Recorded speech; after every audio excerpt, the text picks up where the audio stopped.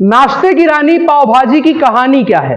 क्या पाव भाजी इतनी क्लासिक थी जब इसकी शुरुआत हुई थी? और क्या है पाव भाजी का अमेरिकी गृह युद्ध कनेक्शन? और क्या पुर्तगालियों ने अंग्रेजों को पाव भाजी दहेज भी दी थी? क्या है पाव भाजी का इतिहास, आइए जानते हैं। वक्त है 1861 से 1865 के बीच का। अमेरिका के यूनाइटेड स्टेट्स और दक्षिणी अमेरिका के 11 स्टेट्स में भयंकर ढंग से गृह युद्ध छिड़ा हुआ था और युद्ध की वजह से वैश्विक बाजार में वहां से पूरी तरह से दक्षिणी यूनाइटेड स्टेट्स पूरी तरह कट चुका था। अधिकतर दुनिया अंग्रेजों की गुलाम थी। दक्षिणी यूनाइटेड स्टेट्स का बाकी दुनिया से कट जाना अंग्रेजों के लिए भारी नुकसान था, क्योंकि इन स्टेट्स की सबसे बड़ी फसल कपास थी और युद्ध के चलते अंग्रेजों को कपास नहीं मिल पा रहा था। और दूसरा सबसे बड़ा उत्पादक कपास का भारत था और सारा का सारा लोड भारत के ऊपर आ गया। अंग्रेजों का एक तुगलकी फरमान जारी हुआ मुंबई की कपास मिलों के नाम, जिनमें यह कहा गया कि मिलों को बेतहाशा पैदावार बढ़ा देनी है। ब्रिटिश सरकार का यह फरमान आया और इधर मिल मालिकों ने मजदूरों को दिन रात काम करने के लिए मजबूर कर दिया। आलम यह था कि कई हफ्ते मजदूर अपने घरों तक भी नहीं जा पाते थे और उनको कोई छुट्टी भी नहीं मिलती थी और इसकी वजह से उनके खाने की समस्या आ गई। इसलिए मजदूरों के खाने का प्रबंध मिल्स के बाहर ही किया गया। इतनी बड़ी संख्या में मजदूरों को सामान्य भोजन उपलब्ध करवा पाना असंभव सा था, मुश्किल था।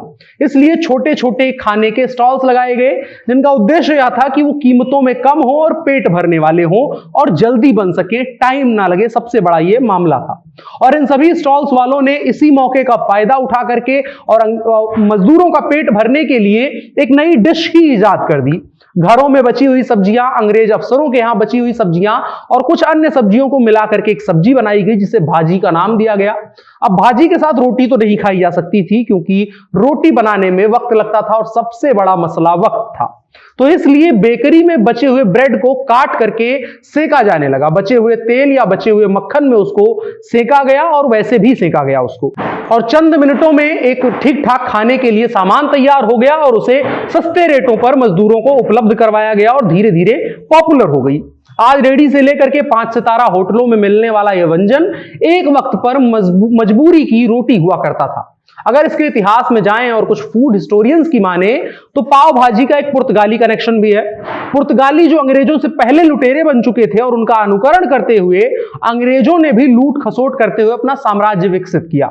लेकिन ये तो पुर्तगालियों की मजबूरी नहीं थी कि वो पाव भाजी खाएं, बल्कि ये उनका ठीक ठाक से नाश्ता हुआ करता था। पुर्तगाली सारी सब्जियों को तमीज से एक साथ मिला करके भाजी बनाते थे और ब्रेड के साथ सेक करके मजे से खाते थे। अब सवाल उठता है कि ये जो व्यंजन था उसको पाव भाजी ही क्यों कहा गया? तो अगर पुर्तगाली भाषा में आपको ब्रेड मांगना है तो आपको पाव कहना होगा, जिसकी स्पेलिंग PAO होती है। और क्योंकि पुर्तगाली धीरे धीरे फैल रहे थे और भारत में भी वो आ गए थे, तो इसलिए भारत में भी उसे पाव कहा जाने लगा। इसके अलावा घर से अगर सामान्य भारतीय कॉन्टेक्स्ट में समझने की कोशिश करें तो इसको यह माना गया कि ब्रेड का 1/4 हिस्सा ये पाव होता है, और अगर माप तौल की भारतीय इकाई में देखें तो 1 किलो के चौथे हिस्से को पाव कहा जाता है। और कुछ इतिहासों के हिसाब से इस चीज को समझ सकते हैं कि यह भी पाव भाजी कहा जाने का कनेक्शन है।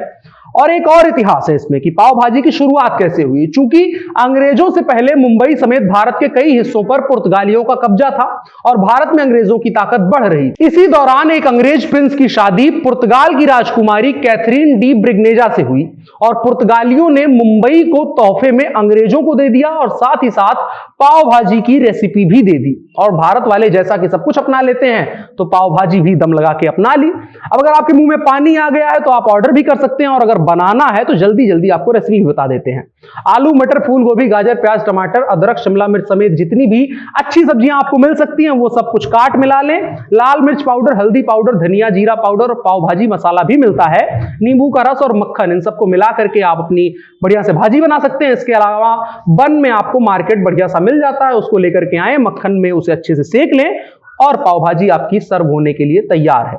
अगर आपको मजा आया और आपको पहली बार पाव भाजी की कहानी सुनने को मिली है तो इस वीडियो को शेयर जरूर करें और अपना एक्सपीरियंस बताएं पाव भाजी के साथ कमेंट बॉक्स में। मेरा नाम अनुराग मिश्रा है, आप जनता जंक्शन देख रहे हैं। कैमरे पर मेरे साथ ओम प्रकाश हैं। शुक्रिया।